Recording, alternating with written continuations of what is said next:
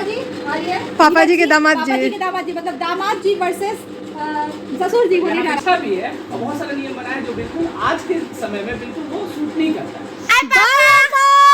कौन चिल्ला? क्या उसको हम अपॉर्चुनिटी सुने, क्या हम उसको कभी अपॉर्चुनिटी देंगे तुम मंदिर का पुजारी बन जाओ? नहीं देंगे अपॉर्चुनिटी।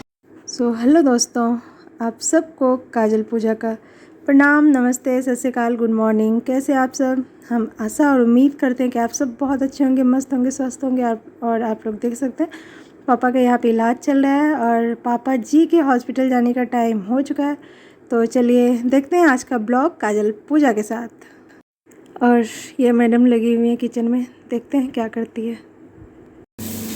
मेरी भौजाई हमसे काम करवाती है, हे भगवान। उठा लो अब, हमको नहीं, इसको भी नहीं, हम लोग का दुश्मन को। बहुत खूब खा के उसको काट देना। हम डालेंगे उसको भी। देखो दुनिया वालों, मेरी भाभी हमसे काम करवा रही है। जब हाथ चढ़ाए हैं, एक दिन नाश्ता बना देती है उसका धमकी देगी, एक दिन चिकन बना देती है उसका धमकी देगी, किसी दिन पनीर बना के खिला। मेरे एक दिन इज इक्वल टू 5 साल। अब मेरा गणित ऐसा ही है। ये पापा बाय नहीं करेंगे? चलो आओ, जल्दी आओ। जल्दी चल चल चल, दौड़ो बाय चलो। बाय पापा।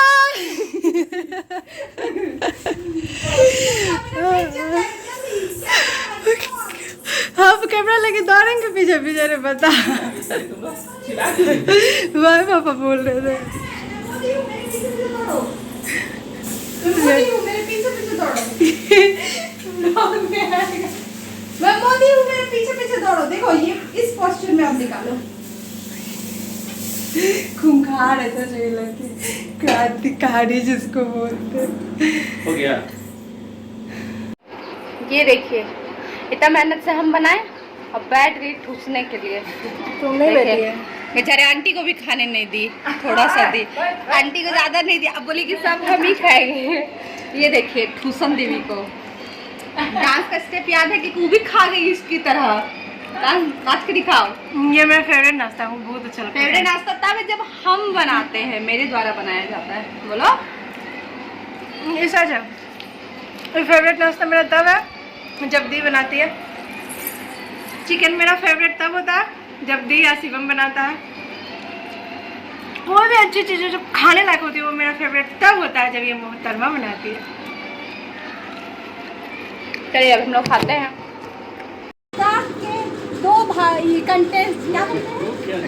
नहीं आती थी नहीं, ये क्या हुआ? कंटेस्टेंट, हाँ जो भी है समझ जाइए।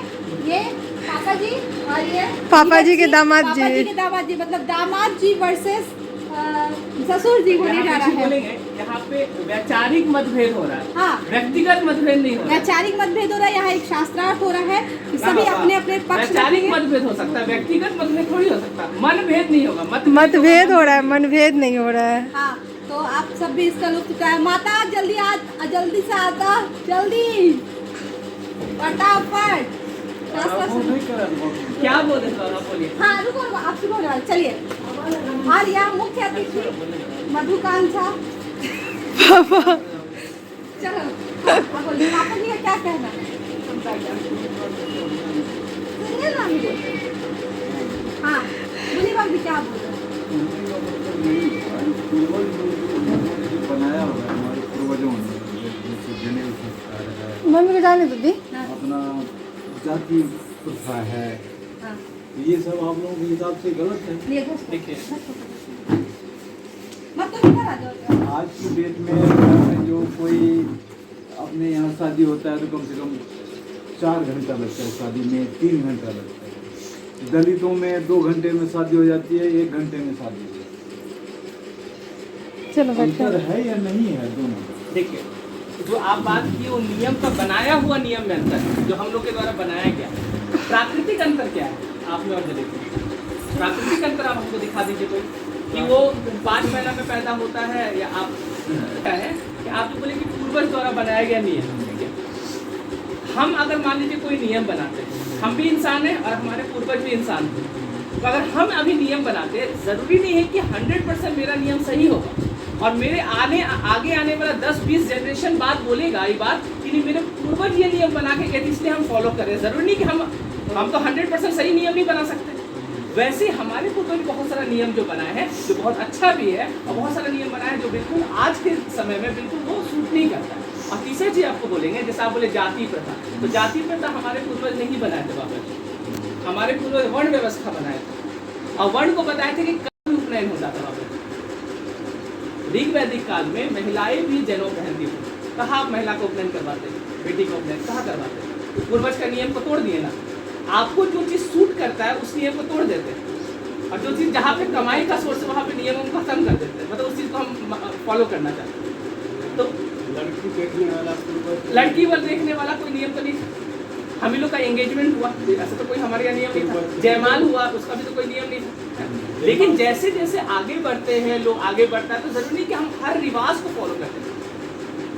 हमारा संविधान भी जो बना था पापा जी, बहुत विद्वान लोग मिलकर बनाए संविधान सभा। उस समय के जो सबसे टॉप विद्वान लोग थे सब हमारे संविधान सभा में।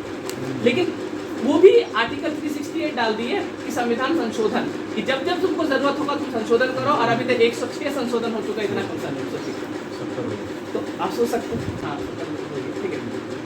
ये चीज़ है। तो हमारे पूर्वज जो अच्छा चीज़ बना के गए उसको हम फॉलो करते। तो अच्छा चीज़ को हम भूलते गए बाबा जी। जैसे महिला पुरुष का बराबर अधिकार, कहीं भी लिखा हुआ नहीं था कि महिला कोई भगवान को नहीं छुएगी। ये हम लोग का सोच, पुरुषवादी सोच है। शालिग्राम को नहीं छूते, बहुत जगह शिवलिंग को नहीं। सबरीमाला केस हुआ था साउथ में, केरला में, वहाँ पे भी है ना, वहाँ पे भी यही विवाद हुआ था। तो इस तरह का नियम हम लोग बनाए। ब्राह्मण कहा पहले पूर्वज कहा ये नियम बना के गए।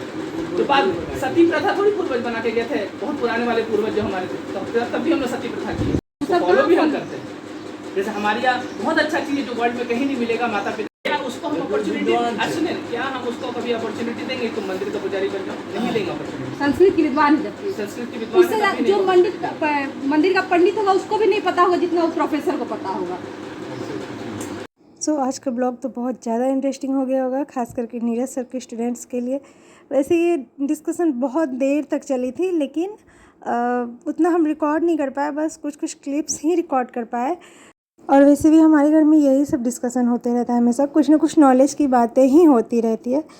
तो कैसा रहा आज का ब्लॉग, आप लोगों को कैसा लगा कमेंट जरूर कीजिएगा। सबसे बढ़िया बात तो ये है पापा जी कि अगर भेदभाव, अगर हम वीडियो बनाए, पापा सेटिस्फाइड हुए कि नहीं? साइड में के लिए और सवाल है कि नहीं कुछ और कोई काउंटर सवाल है तो पूछो, दूसरा सवाल पूछो। और अब कुछ जानना चाहते हैं? खिलाने उलाने वाला जो आप बोले कि देखिए मेरा अब खिलाने वाला जो समय आप बात बोले थे, मेरा क्या कहना है ना कि मेरे हिसाब से जिसको नीड है उसको हम भोजन कराएंगे। हम उसका जाति उसका धर्म नहीं पूछेंगे। अगर वो दलित है उसको नीड है तो उसको हम खिलाएंगे, वो अलग बात है। वो जो भूखा है उसको बस भूखे पापा जी, भूखे प्यासा है उनको खिलाना चाहिए। भूखे को खिलाना चाहिए। ना कुछ बोल रहे आगे बोल रहे थे, बोलिए। भूखा है उसको खिलाना चाहिए, इस बात को हम मानते हैं। कल को हम जनेऊ संस्कार करते देते हैं आपको, उसमें भी क्या हम दलितों को बुला के जो अच्छा क्यों नहीं बुलाएंगे? मेरा ही रिसेप्शन है, आप भी लोग बुलाए खिलाए।